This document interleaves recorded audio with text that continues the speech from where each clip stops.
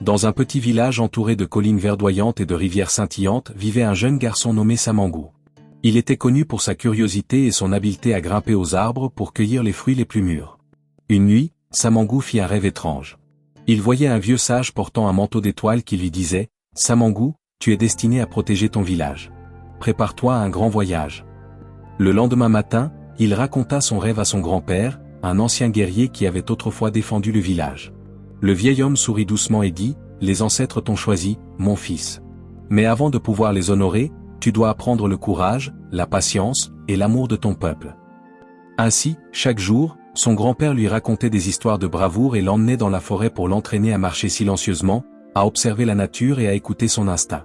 Samangu était déterminé, mais il ne comprenait pas encore pourquoi il avait été choisi. « Sois patient, lui disait son grand-père. Le temps viendra. » Un jour, alors qu'il s'aventurait seul dans la forêt, Samangu entendit un cri perçant. En suivant le bruit, il trouva un faucon pris au piège dans des branches épineuses. L'oiseau semblait effrayé mais Samangu, avec douceur, retira les branches et libéra le faucon. « Merci, jeune guerrier, dit une voix claire.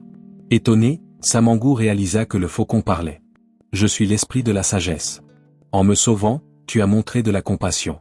Je serai ton guide. » Le faucon devint un compagnon inséparable pour Samangu.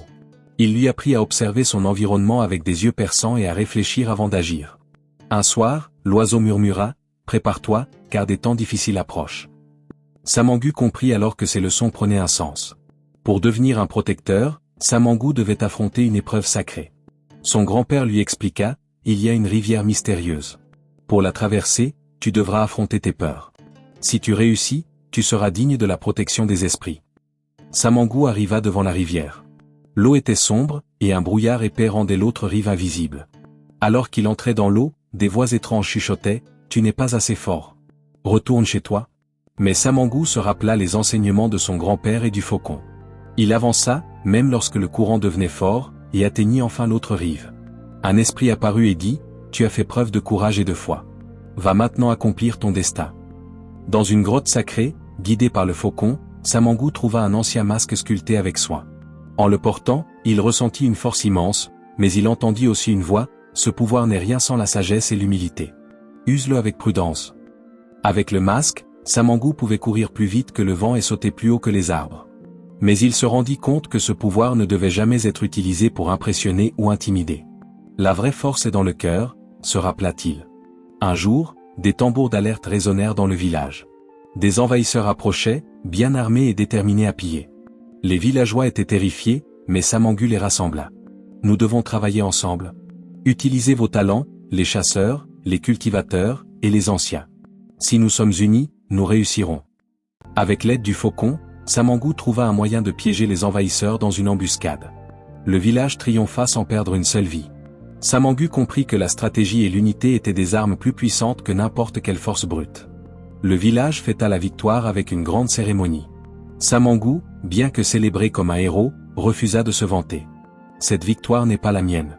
C'est celle de notre unité et de notre foi en nous-mêmes, dit-il. » Les anciens lui donnèrent le titre de « Samangu le protecteur du village », et le faucon disparut dans le ciel, laissant Samangu avec la certitude qu'il était prêt à affronter tout ce qui viendrait.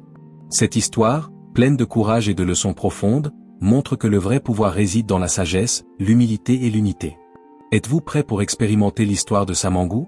Voici donc, la morale consciente de cette histoire. Samangu, un jeune garçon curieux.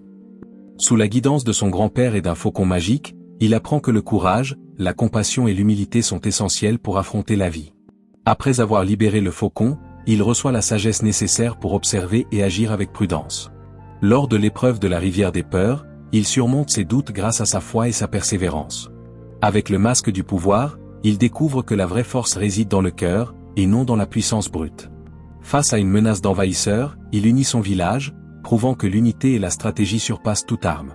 Après leur victoire, Samangu refuse de s'enorgueillir, rappelant que seul l'amour du peuple et le travail collectif permettent de triompher. L'histoire inspire à valoriser l'humilité, la sagesse et l'entraide.